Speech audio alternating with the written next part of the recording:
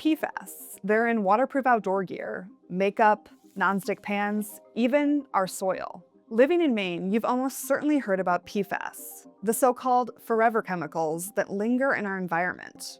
Well, forever. There are do not eat advisories for deer in parts of the state, links to adverse health risks, and concerns about contaminated water, especially after accidents like the firefighting foam spill in Brunswick in 2024. But what are PFAS, and why are they such a big problem in Maine? That's what we're diving into today. I'm Esta Pratt-Kielley, and this is Maine Explained. First, a quick chemistry lesson. PFAS stands for per- and polyfluoroalkyl substances. They're a group of man-made chemicals and have been used in consumer products since the 1940s. Now there are hundreds, maybe thousands of chemicals considered to be PFAS. The main feature of PFAS is the carbon fluoride bond. It's incredibly strong and makes them useful in a lot of consumer products. They're resistant to high heat, good for things like firefighting foam, and they're oil and water repellent. Think makeup, nonstick pans, and rain jackets. But that bond means the chemicals don't break down over time. Instead, they transfer from products to food, water, soil, and our bodies. Then they can build up to really high quantities. Every state in the US has some level of PFAS contamination, but Maine has enacted more PFAS-related rules than any other state. And that has to do with agriculture and how the high levels of PFAS got here to begin with. So in 2016, Fred Stone in Arundel, Maine, was notified by the public water folks in his area that they were finding high PFAS in some of the wells around his farm. He traced that back to his practice, which of applying biosolids or sludge to his land over years. Sludge is liquid waste, a byproduct from wastewater treatment or industrial work. Maine had, and still has, a sludge problem. There's not really a great way of disposing of it.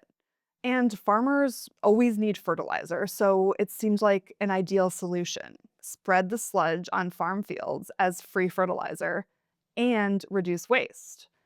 So Fred Stone and many other farmers adopted the practice. The state and the federal government had promised him and promised farmers that it was a safe thing to do, and farmers have been even told that it was the right thing to do, that they were doing their duty as citizens to help dispose of this waste from our wastewater treatment plants.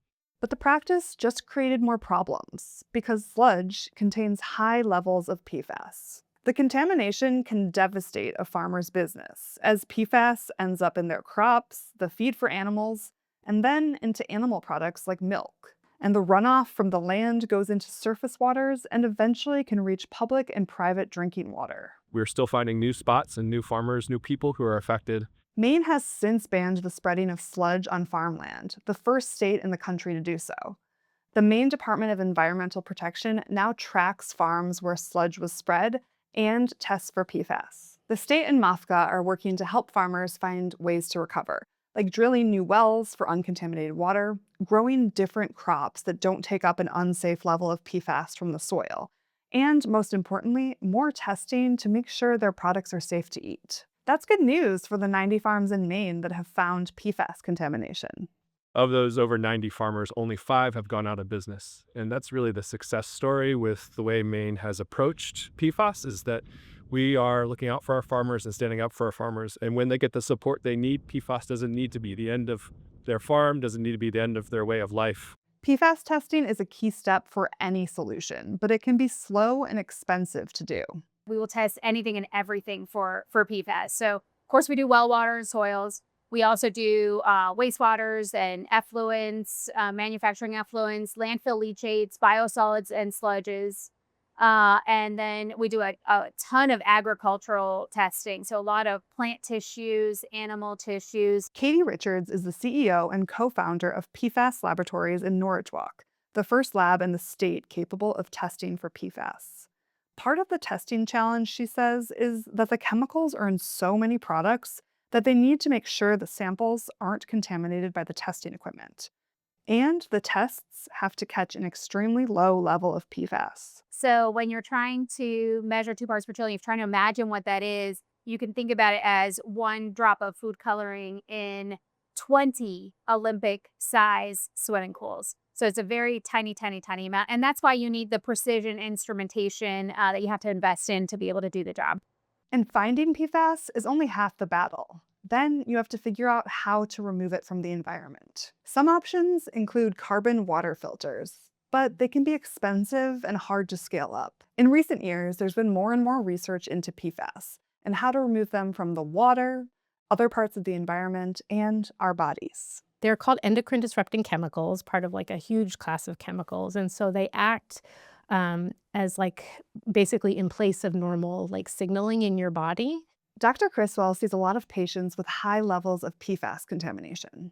She says PFAS are somewhat unusual because they accumulate in the blood, while other contaminants usually accumulate in the fat in the body. PFAS contamination is considered a risk factor for thyroid disease, liver issues, kidney cancers, low birth weight, and reduced response to vaccines. PFAS is a risk factor, one of many, so it's really hard to say that PFAS caused an outcome in a person, but I try to, again, frame it that PFAS is like smoking or exercise or genetics, and that it's like one more straw that we're adding, to your health camel or whatever.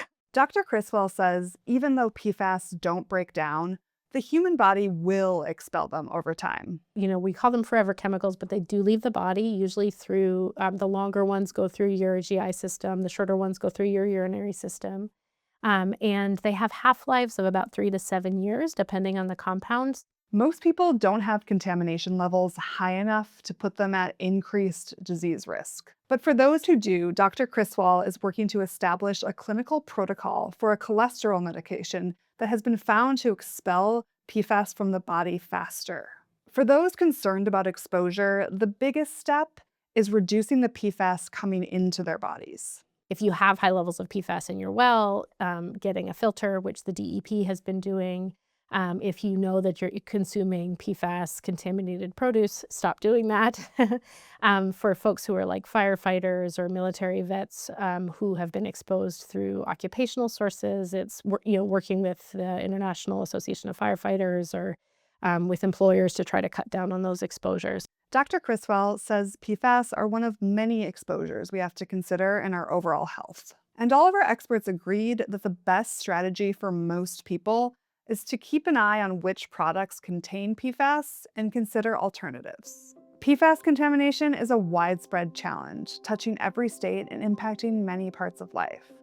While it can feel overwhelming to tackle this public health and environmental crisis, Maine is leading the curve in addressing the problem head-on. It's really exciting to live and work in Maine because while we're dealing with this really heartbreaking and tragic contamination for a lot of folks, Maine's been so proactive about supporting affected folks and also looking at the larger picture. So while these chemicals may stick around forever, there are ways to decrease our exposure. For now, that's PFAS Explained. As Maine's official public media organization, we're proud to bring free radio, television, and digital news and entertainment to Mainers every day. Support our work at mainepublic.org/donate.